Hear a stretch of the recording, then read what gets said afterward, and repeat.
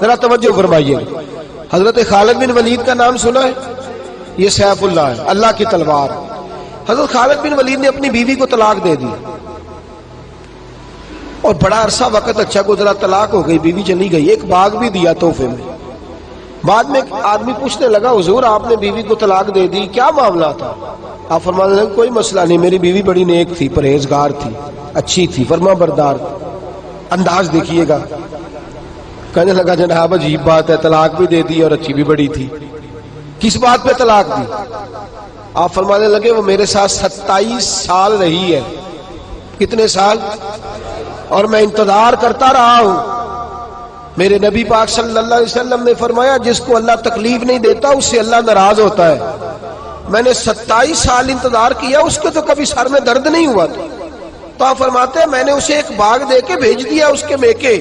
میں نے کہا تیرے اوپر چونکہ آزمائش نہیں آتی تو کہیں ایسا نہ ہو اللہ تجھ سے ناراض ہے تو مجھ سے بھی ہو جائے. مانے لگے اس خیال میں نے اس کو بھیج دیا ہے کہ اس پہ تو تکلیف ہی کبھی نہیں آئی. ہمارے ہاں ذرا ذرا سی آزمائشیں ہیں اور لمبے چوڑے پہاڑ ہیں. اور ایک اور بات سن لیں، آزمائشوں میں جو جینا سیکھ جاتا ہے نا، رب کریم اسے درجے بھی بڑے ہی عطا فرماتا ہے. جس کا دنیا میں کوئی سہارا نہیں نہ بنتا پھر اسے خدا کی رحمت آگے بڑھ کے سہارا عطا فرماتی. اپنی زندگی کے اندر آزمائش سے لڑنا، تکلیف سہنا، ذہن بنا لے تکلیفیں آئیں گی، آزمائشیں آئیں گی، بیماری آئیں گی، مجھے برداشت کریں. جس کے اندر برداشت ہے اس کا حوصلہ بہت بڑا ہے، اور جو برداشت سے آ رہی ہے وہ ختم ہو جائے. میرے رسول کریم صلی اللہ علیہ وسلم کی صحابیہ حضرت اسماء بنت ابی بکر صدیق، جناب صدیق اکبر رضی اللہ تعالی عنہ کی صاحبزادی ہیں، حضرت عائشہ کی بڑی بہن ہے. یہ وہی ہیں جو غار ثور میں میرے نبی کو کھانا پہنچایا کرتے. 90 سال سے زیادہ عمر ہوگی حضرت اسماء کی، اور ان کے صاحبزادے عبداللہ بن زبیر رضی اللہ تعالیٰ عنہ. 90 سال سے زیادہ عمر ہوگی اور ان کے صاحبزادے لڑائی کر رہے ہیں حجاج بن یوسف کے ساتھ. آنکھوں سے انہیں نظر نہیں آتا حضرت اسماء کو، بوڑھی ہو گئی. صاحبزادہ جہاد کر رہا ہے. حضرت عبداللہ بن زبیر اپنی والدہ کے پاس آئے اور آ کے کہنے لگے اماں میرے کچھ ساتھی بھاگ گئے ہیں، کچھ کمزور ہو گئے، حجاج کے ساتھ میرا مقابلہ ہے. والدہ بڑا کم نظر آتا ہے، پریشان ہے، 90 سال سے زیادہ عمر ہے. اور ماں گلی میں جھگڑا ہو رہا ہو تو بیٹے سے کہتی ہے بیٹے تو اندر آ جا جلدی سے، تو نہ بیچ میں حصہ لے لے.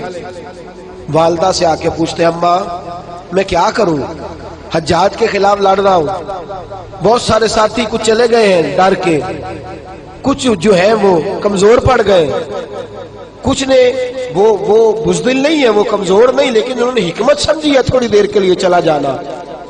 ماں کہنے لگی بیٹے پہلے تو یہ بتا کہ تو حق پہ ہے کہ نہیں، دولت کے لیے تو نہیں لڑ رہا، اقتدار کے لیے تو نہیں لڑ رہا. کہنے لگے اماں قسم اللہ کی عزت کی میں حق پہ ہوں، میں فکر امام حسین کا وارث ہوں، میں ظالموں سے لڑ رہا ہوں. تو ماں کہنے لگی بیٹے جا. پھر والدہ کہنے لگی جا میرا بیٹا اور جا کے اس کے ساتھ لڑائی کر، اگر تو فتح یاب ہو گیا تو میں شکر ادا کروں گی، اور اگر تو شہید ہو گیا تو میں قیامت میں تیرے اوپر فخر کروں گی.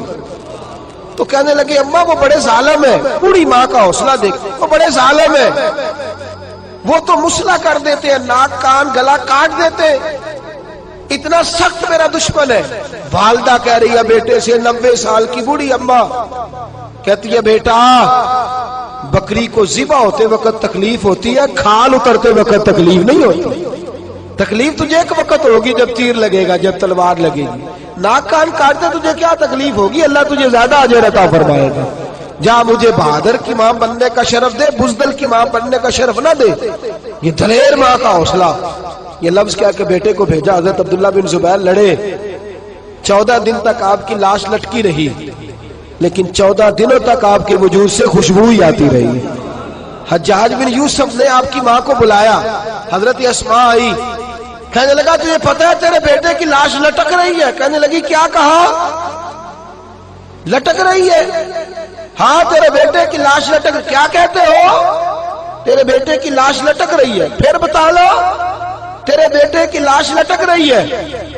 تو آپ فرمانے لگی شکر ہے اللہ کا، میرے بیٹے کی لاش لٹک رہی ہے، کہیں جھکی ہوئی تو نہیں ہے نا، کسی ظالم کے آگے جھک تو نہیں نا گئی، کہیں اس نے گلا کٹایا ہے، کہیں جھکایا تو نہیں نا، شکر ہے میں اللہ تعالیٰ کا۔ کہنے لگے تو مجھ سے سفارش نہیں کرے گی کہ اس کی لاش کو ہٹا دوں؟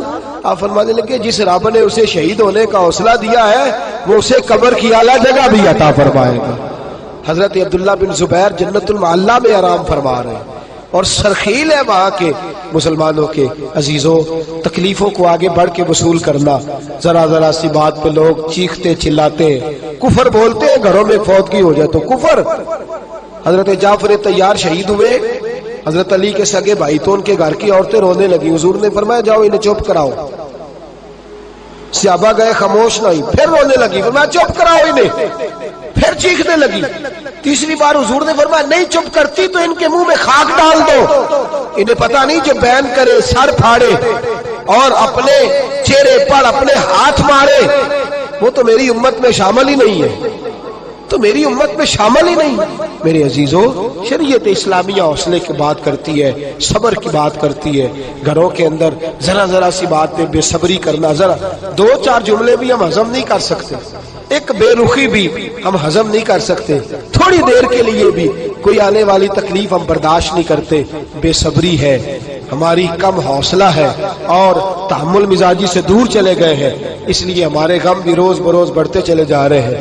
رب کائنات کی بارگاہ میں یہ التجا کیا کرے اللہ ہمیں حوصلے عطا فرمائے، اور ساتھ رب کریم ہمارے اوپر وہ والا فضل فرمائے اس طرح وہ اپنے نیک بندوں پر فضل فرماتا ہے، اور اللہ ہمیں حوصلے اور صبر کے ساتھ زندگی کے ایام گزارنے کی توفیق عطا فرمائے، ہمیشہ مدحت خیر الانام میں گزرے۔ دعا ہے یہ عمر درود و سلام میں گزرے۔ آخر دعوانا الحمدللہ۔